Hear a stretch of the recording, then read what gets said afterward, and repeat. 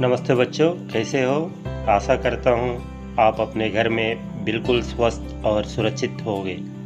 चलते हैं विषय की ओर। लास्ट सेशन में सुनो, बोलो और पढ़ो के प्रश्नोत्तर के बारे में चर्चा हुआ था।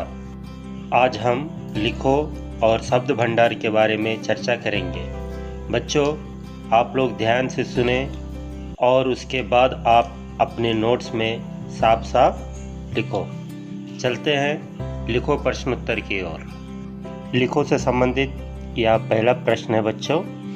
किसी पर आक्रमण करना उचित नहीं है, क्यों? किसी पर आक्रमण करना उचित नहीं है, क्यों? इसे हम अंग्रेजी में अनुवाद करते हैं। It is not right to attack any one, why?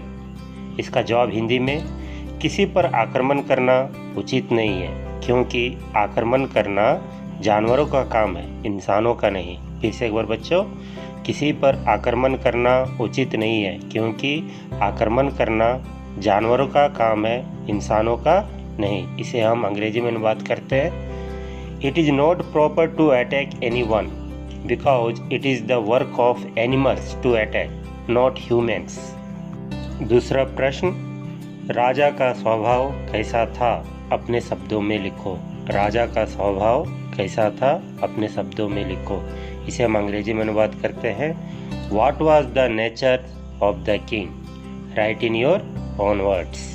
इसका जवाब हिंदी में, राजा का स्वभाव बहुत घमंडी था। राजा धन की लालसा में आकर पड़ोसी देश पर आक्रमण करता था। उसमें नैतिकता और सदाचार के भाव नहीं थे। फिर से एक बार बच्चों, राजा का स्वभाव बहुत घमंडी था। राजा धन की लालसा में आकर पड़ोसी देशों पर आक्रमण करता था। उसमें नैतिकता और सदाचार के भाव नहीं थे। इसे अंग्रेजी में अनुवाद करते हैं बच्चों। The king's nature was very arrogant. The king used to come in the lure of wealth and attack the neighbouring countries. He lacked morality and virtue. लिखो सेकेंड आर रोमन से। यह प्रश्न है, राजा बदल गया, कहानी अपने शब्दों में लिखो। राजा बदल गया, कहानी अपने शब्दों में लिखो। इसका अनुवाद अंग्रेजी में, राजा बदल गया, right the story in his own words. जवाब, पाठ का नाम राजा बदल गया, विधा कहानी, सारांश। एक बार राजेश जंगल में जा रहा था। रास्ते में उसे एक सोने का सिक्का मिला। रास्ते में उसे एक साधु मिला। राजेश ने उस सिक्के को साधु को देना चाहा। साधु ने बताया कि किसी गरीब को दे दो ताकि वो अपना पेट भर सके। फिर से एक बार बच्चों, एक बार राजेश जंगल में जा रहा था। रास्ते में उसे एक सोने का सिक्का मिला। रास्ते में उसे एक साधु मिला। राजेश ने उस सिक्के को साधु को देना चाहा। साधु ने बताया कि किसी गरीब को दे दो ताकि वो अपना पेट भर सके। साधु की बात मानकर राजेश आगे चला। रास्ते में उसे सूर सिंह नामक एक आक्रमणकारी राजा सेना सहित दिखाई पड़ा। राजेश ने उस सिक्के को राजा को देना चाहा। तब राजा क्रोधित होकर बोला, मैं राजा हूँ राजा, गरीब नहीं हूँ। तब बालक ने कहा, यदि आप अमीर हैं तो दूसरे देशों को लूटने के लिए क्यों जा रहे हैं? इस बात से राजा को अपनी गलती महसूस हुई। फिर से एक बार बच्चों, साधु की बात मानकर राजेश आगे चला। रास्ते में उसे सूर सिंह नामक एक आक्रमणकारी राजा सेना सहित दिखाई पड़ा। राजेश ने उस सिक्के को राजा को देना चाहा। तब राजा क्रोधित होकर बोला, मैं राजा हूँ राजा, गरीब नहीं हूँ। तब बालक ने कहा कि यदि आप अमीर हैं तो दूसरे देशों को लूटने के लिए क्यों जा रहे हैं? इस बात से राजा को अपनी गलती महसूस हुई। उस दिन से राजा ने अपनी संपत्ति गरीबों की सेवा में खर्च करना आरंभ कर दिया। उस दिन से राजा ने अपनी संपत्ति गरीबों की सेवा में खर्च करना आरंभ कर दिया। इस कहानी से हमें क्या शिक्षा मिल रही है बच्चों? इस कहानी से ईमानदारी की भावना, धैर्य से सच्चाई को प्रकट करने की क्षमता मिलती है। इस कहानी से ईमानदारी की भावना, धैर्य से सच्चाई को प्रकट करने की क्षमता मिलती है। बच्चों, इसे अंग्रेजी में अनुवाद करते हैं। Once Rajesh was going into the forest. On the way he found a gold coin. On the way he found a sadhu. Rajesh wanted to give that coin to the sadhu. The sadhu said that give it to a poor person so that he can fill his stomach. By obeying the sadhu, Rajesh went ahead. On the way he was seen with an invading king army named Sur Singh. Rajesh wanted to give that coin to the king. Then the king became angry and said, I am the king, I am not poor. Then the child said that if you are rich, then why are you going to rob other countries? The king realized his mistakes. With that day, the king started spending his wealth in service to the poor.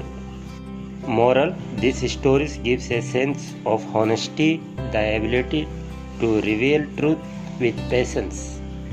लिखो के बाद शब्द भंडार आता है बच्चों। शब्द भंडार से यह पहला प्रश्न है। उदाहरण देखो और समझो। इसी तरह आगे कुछ शब्द लिखो। उदाहरण में दिया हुआ है सैनिक। सैनिक से यहाँ पर 3 शब्द बनाना है। मतलब यहाँ पर हमें जो शब्द के लास्ट वर्ण है, जो वर्ड्स के लास्ट लेटर है, उससे हमें एक नया शब्द बनाना है, 3 बार बनाना है। जैसे यहाँ पर है सैनिक। सैनिक का लास्ट लेटर क्या है? का से कम में लास्ट लेटर क्या है? मा फॉर मन में लास्ट लेटर क्या है? ना फॉर नल में लास्ट लेटर क्या है? ला फॉर लगन। इसी तरह हमें जंगल, देश और एक पर हमें 3 शब्द बनाना है। तो बच्चों देखिए यहाँ पर जंगल में लास्ट लेटर क्या है? ला। लड़का में लास्ट लेटर क्या है? का काम का लास्ट लेटर क्या है? मकान। उसी तरह बच्चों देश, शरबत, तकलीफ, फवारा। एक से कज, जगमग, गठरी। शब्द भंडार से ये सेकेंड आरोमन। संकेत के आधार पर वाक्य लिखो। संकेत ऑलरेडी यहाँ पर इंडिकेट किया हुआ है बच्चों। बीच में राजेश है, उसके बाएं लेफ्ट साइड राजा, दाएं राइट साइड जंगल, ऊपर सिक्का, अप डाउन साइड नीचे साधु। अब ये 5 शब्दों से हमें 4 वाक्य बनाना है। तो पहला वाक्य बच्चों, राजेश नामक लड़का एक दिन जंगल में जा रहा था। राजेश नामक लड़का एक दिन जंगल में जा रहा था। दूसरा वाक्य बच्चों, राजेश को जंगल के रास्ते में एक सोने का सिक्का मिला। राजेश को जंगल के रास्ते में एक सोने का सिक्का मिला। तीसरा वाक्य, राजेश सोने के सिक्के को साधु को देने का प्रयत्न किया। राजेश सोने के सिक्के को साधु को देने का प्रयत्न किया। चौथा वाक्य, अंत में राजेश सोने के सिक्के को राजा को देने की कोशिश की। अंत में राजेश सोने के सिक्के को राजा को देने की कोशिश की। शब्द भंडार से छोटी रोमन। नीचे दिए गए शब्द पढ़ो, उनके विलोम शब्द लिखो और वाक्य प्रयोग करो। तो बच्चों यहाँ पर 4 शब्द दिया हुआ है, पास, बड़ा, गरीब, देश। तो पास से एक एग्जाम्पल दिया हुआ है ऑलरेडी, इसे हम ध्यान से देखना है। पास का अपोजिट यानी पास का विलोम शब्द क्या है यहाँ? दूर। तो हमें ये दोनों शब्द से, पास से और दूर से, दोनों शब्दों से हमें 2 वाक्य बनाना है। जैसे यहाँ पर दिया हुआ है, मक्का मस्जिद 4 मीनार के पास है। मक्का मस्जिद 4 मीनार के पास है। बिरला मंदिर दूर है। यहाँ पर 2 वाक्य हुए। उसी तरह बड़ा, गरीब, देश से हमें 2 वाक्य तैयार करना है। बड़ा का विलोम शब्द बच्चों छोटा, तो उससे वाक्य बना है। देखिए, राम रहीम से बड़ा है। राम रहीम से बड़ा है। छोटा, लेकिन करीम से छोटा है। लेकिन करीम से छोटा है। गरीब का विलोम शब्द अमीर। सुदामा गरीब होने पर भी श्री कृष्ण की करुणा से अमीर बन गया। एक ही वाक्य में दोनों शब्दों का यहाँ प्रयोग हुआ है। उसी तरह देश का विलोम शब्द विदेश। देश का विलोम शब्द विदेश। ताजमहल को देखने देश के लोग ही नहीं विदेश के लोग भी आते हैं। ताजमहल को देखने देश के लोग ही नहीं विदेश के लोग भी आते हैं। तो बच्चों, ये थे आज का विषय लिखो और शब्द भंडार से संबंधित प्रश्नोत्तर, सृजनात्मक अभिव्यक्ति, प्रशंसा और भाषा की बात के बारे में चर्चा करेंगे। तो बच्चों, सृजनात्मक अभिव्यक्ति से यह पहला प्रश्न, राजा बदल गया कहानी की किसी एक घटना को संवाद रूप में लिखो। राजा बदल गया कहानी की किसी एक घटना को संवाद रूप में लिखो। इसे हम अंग्रेजी में अनुवाद करते हैं। Write on of the events of the story राजा बदल गया इन डायलॉग फॉर्म। इसका जवाब हिंदी में, राजेश, साधु महाराज लीजिए। साधु, बेटा यह सिक्का हमारे जैसे साधुओं के लिए नहीं है, इसे तो किसी गरीब को दे दो ताकि वो अपना पेट भर सके। राजेश, धन्यवाद साधु महाराज। फिर से एक बार बच्चों, राजेश, साधु महाराज लीजिए। साधु, बेटा यह सिक्का हमारे जैसे साधुओं के लिए नहीं है, इसे तो किसी गरीब को दे दो ताकि वो अपना पेट भर सके। राजेश, धन्यवाद साधु महाराज। इसे अंग्रेजी में अनुवाद करते हैं बच्चों। Rajesh, take sadhu Maharaj. Sadhu, son, this coin is not for sadhu like us, give it a poor person so that he can fill his stomach. Rajesh, thank you sadhu Maharaj. बच्चों, सृजनात्मक अभिव्यक्ति प्रश्न के बाद प्रशंसा के ये प्रश्न हैं। इस पाठ में राजेश की ईमानदारी के बारे में बताया गया है।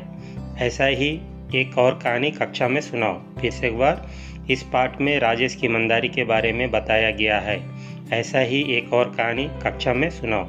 इसे अंग्रेजी में अनुवाद करते हैं। Rajesh, honesty is told in this lesson, tell another such story in class. इसका जवाब हिंदी में, एक लड़का था, उसका नाम राम था। एक दिन वह सड़क में जा रहा था, रास्ते में उसे एक पर्स मिला।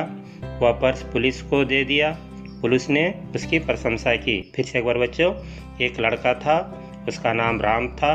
एक दिन वह सड़क में जा रहा था, रास्ते में उसे एक पर्स मिला। वह पर्स पुलिस को दे दिया, पुलिस ने उसकी प्रशंसा की। इसका अनुवाद अंग्रेजी में, there was a boy, his name was Ram, one day he was going in the road, on the way he found a purse, he gave this purse to the police praised him. बच्चों, प्रशंसा के बाद भाषा की बात। आरोमन, नीचे दे गए वाक पढ़ो। इतनी बड़ी सेना को देखकर वह सोचने लगा कि जरूर कोई बात रही होगी जो राजा अपनी सेना को लिए जा रहे हैं। उसने एक सैनिक से पूछा, भाई आपके राजा इतनी बड़ी सेना लिए कहाँ जा रहे हैं? ऊपर दिए अनुच्छेद, ऊपर दिए पैराग्राफ में कुछ चिन्ह आए हैं, कुछ पंक्चुएशन मार्क्स आए हुए हैं, जैसे example comma, full stop, hyphen, inverted commas, sign of exclamation and sign of interrogation के इन चिन्हों को विराम चिन्ह पंक्चुएशन कहते हैं। बोलते अथवा पढ़ते समय अपने बात को ठीक से कहने के लिए कुछ देर रुकना पड़ता है। रुकने की यह क्रिया व्याकरण की भाषा में विराम कहलाती है। कहानी, लेख, निबंध आदि लिखते समय इस प्रकार के रुकने के स्थलों की स्पष्टता के लिए जिन चिन्हों का प्रयोग किया जाता है उन्हें विराम चिन्ह कहते हैं। विराम चिन्ह के उचित प्रयोग से ही भावों में स्पष्टता आती है। बच्चों, आखिर विराम चिन्ह क्या होता है? इसे हम कब उपयोग करते हैं? आइए इसका छोटा सा वीडियो क्लिप पहले हम देखते हैं, उसके बाद हम चर्चा करेंगे। बच्चों, आज का पाठ है विराम चिन्ह। आज हम इनके नियमों के बारे में जानेंगे।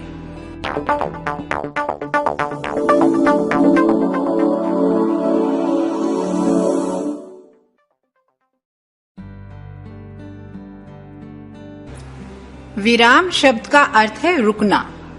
जब हम अपने भावों को भाषा के द्वारा व्यक्त करते हैं तब एक भाव की अभिव्यक्ति के बाद कुछ देर रुकते हैं। यह रुकना ही विराम कहलाता है। इस विराम को प्रकट करने हेतु जिन चिन्हों का प्रयोग किया जाता है विराम चिन्ह कहलाते हैं।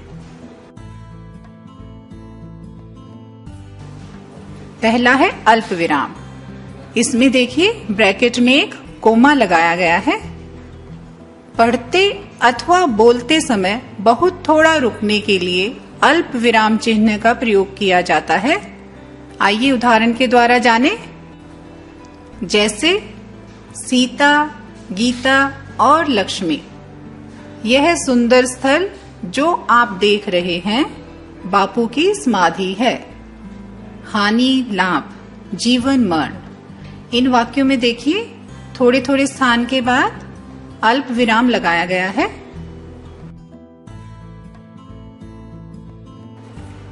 दूसरा है अर्ध विराम। इसमें एक बिंदु और उसके नीचे कॉमा लगाया जाता है। जहां अल्प विराम की अपेक्षा कुछ ज्यादा देर तक रुकना हो वहां अर्ध विराम चिन्ह का प्रयोग किया जाता है। आइए उदाहरण में देखें। जैसे सूर्योदय हो गया, अंधकार न जाने कहां लुप्त हो गया। तीसरा है पूर्ण विराम। इसमें एक सीधी लाइन वाक्य की समाप्ति पे लगाई जाती है जहां पर बात पूर्ण हो गई हो। जहां वाक्य पूर्ण होता है वहां पूर्ण विराम चिन्ह का प्रयोग किया जाता है। जैसे मोहन पुस्तक पढ़ रहा है, वह फूल तोड़ता है। चौथा है विस्मय आदि बोधक चिन्ह। इसमें एक लाइन के नीचे बिंदु लगाया जाता है। विस्मय, हर्ष, शोक, घृणा आदि भावों को दर्शाने वाले शब्द के बाद अथवा कभी कभी ऐसे वाक्यांश या वाक्य के अंत में भी विस्मय आदि बोधक चिन्ह का प्रयोग किया जाता है। आइए उदाहरण में जानें। हाय यह बेचारा मारा गया। इसमें वाक्य के आरंभ में ही हाय शब्द के बाद विस्मय आदि बोधक चिन्ह लगाया गया है। वह तो अत्यंत सुशील था, बड़ा अफसोस है। ऐसे वाक्यों में विस्मय आदि बोधक चिन्हों का प्रयोग किया जाता है। पांचवा है प्रश्नवाचक चिन्ह। इसमें प्रश्नवाचक चिन्ह एक देखिए ब्रैकेट में लगाया गया है। प्रश्नवाचक वाक्यों में अंत में यह चिन्ह लगाया जाता है। जैसे किधर चले, उसके बाद देखिए तुम कहाँ रहते हो।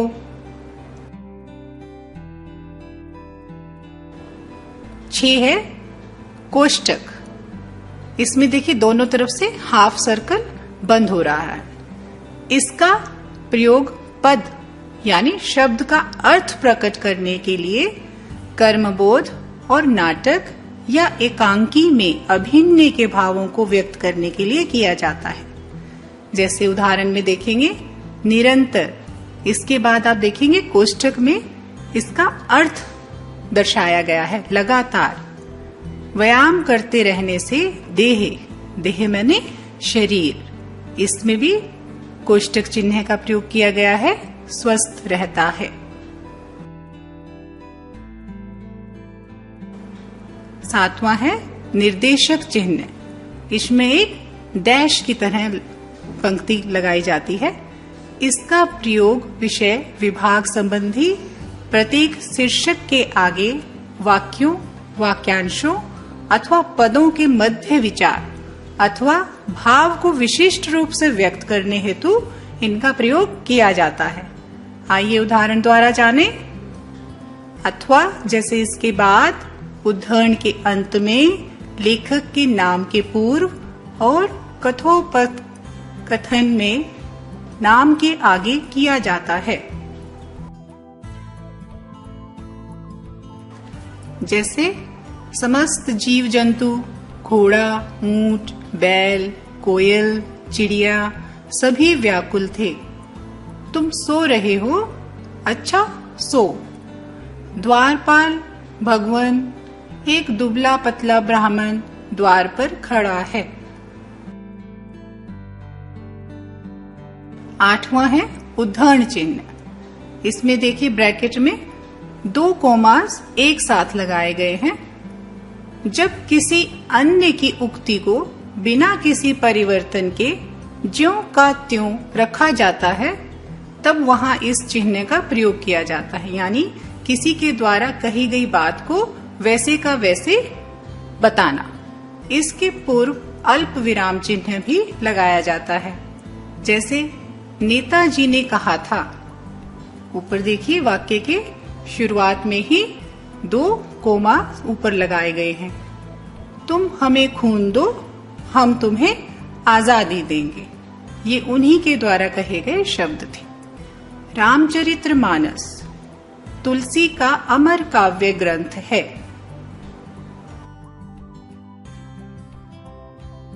नौवां है आदेश चिन्ह। किसी विषय को क्रम से लिखना हो तो विषय क्रम व्यक्त करने से पूर्व इसका प्रयोग किया जाता है। उदाहरण देखें, जैसे सर्वनाम के प्रमुख 5 भेद हैं: पुरुषवाचक, निश्चयवाचक, अनिश्चयवाचक, संबंधवाचक और प्रश्नवाचक। 10वां है योजक चिन्ह। इसमें एक थोड़ा सा लंबी डैश लगाई जाती है। समस्त किए हुए शब्दों में जिस चिन्ह का प्रयोग किया जाता है वह योजक चिन्ह कहलाता है। जैसे माता पिता, दाल भात, सुख दुख, पाप पुण्य। 11वां है लाघव चिन्ह। इसमें एक वाक्य के अंत में बिंदु लगा दिया जाता है, उसको छोटे रूप में प्रयुक्त करने के लिए किसी भी शब्द के बाद। किसी बड़े शब्दों को संक्षेप में लिखने के लिए उस शब्द का प्रथम अक्षर लिखकर उसके आगे शून्य लगा देते हैं। जैसे पंडित, डॉक्टर, प्रोफेसर। इसमें देखिए डॉक्टर का पूरा लिखने की बजाय डॉ लिख के एक छोटा बिंदु लगा दिया गया है। प्रोफेसर को भी इसी तरह से प्रो लिखकर एक बिंदु लगा दिया गया है। बच्चों, इस वीडियो के माध्यम से विराम चिन्हों के बारे में आपको अच्छी तरह समझ में आई होगी। अब चलते हैं प्रमुख विराम चिन्ह के बारे में। बच्चों, पूर्ण विराम को हम फुल स्टॉप बोलते हैं, अर्ध विराम को सेमीकोलन बोलते हैं, अल्प विराम को कॉमा बोलते हैं, उप विराम या कोलन को कोलन बोलते हैं, प्रश्न सूचक को साइन ऑफ इंट्रोगेशन बोलते हैं, विस्मय सूचक को साइन ऑफ एक्सक्लेमेशन बोलते हैं, योजक चिन्ह को हाइपन बोलते हैं, निर्देशक चिन्ह को डैश बोलते हैं, उदाहरण चिन्ह को इन्वर्टेड कॉमर्स बोलते हैं, विवरण चिन्ह को कोलन डैश बोलते हैं, संक्षेप सूचक या लगाव चिन्ह को हम शॉर्ट डैश बोलते हैं। फिर से एक बार बच्चों, पूर्ण विराम को फुल स्टॉप बोलते हैं, अर्ध विराम को सेमी कोलन बोलते हैं, अल्प विराम को कॉमा बोलते हैं, उप विराम या कोलन को कोलन बोलते हैं, प्रश्न सूचक को साइन ऑफ इंट्रोगेशन बोलते हैं, विस्मय सूचक को साइन ऑफ एक्सक्लेमेशन बोलते हैं, योजक चिन्ह को हाइफन बोलते हैं, निर्देशक चिन्ह को डैश बोलते हैं, उदाहरण चिन्ह को इन्वर्टेड कॉमर्स बोलते हैं, विवरण चिन्ह को कोलन डैश बोलते हैं, संक्षेप सूचक या लगाव चिन्ह को शॉर्ट डैश बोलते हैं। तो बच्चों, ये थे आपके विराम चिन्ह। तो बच्चों, भाषा की बात के बाद ये लास्ट कॉलम है जो हमें इसको भरना है। क्या मैं ये कर सकता हूँ? कहानी के बारे में बातचीत कर सकता हूँ, हाँ के बगल में टिक लगाना है। इसी तरह के पाठ पढ़कर समझ सकता हूँ, हाँ के बगल में टिक लगाना है। पाठ का सारांश अपने शब्दों में लिख सकता हूँ, हाँ में टिक लगाना है। पाठ के शब्दों से वाक्य बना सकता हूँ, हाँ में टिक लगाना है। पाठ के आधार पर कहानी लिख सकता हूँ, हाँ में टिक लगाना है। बच्चों, सृजनात्मक अभिव्यक्ति और प्रशंसा के प्रश्नोत्तर आप अपने CW नोट्स में साफ साफ लिखना। मिलता हूँ अगली कक्षा में नए पाठ के साथ। धन्यवाद।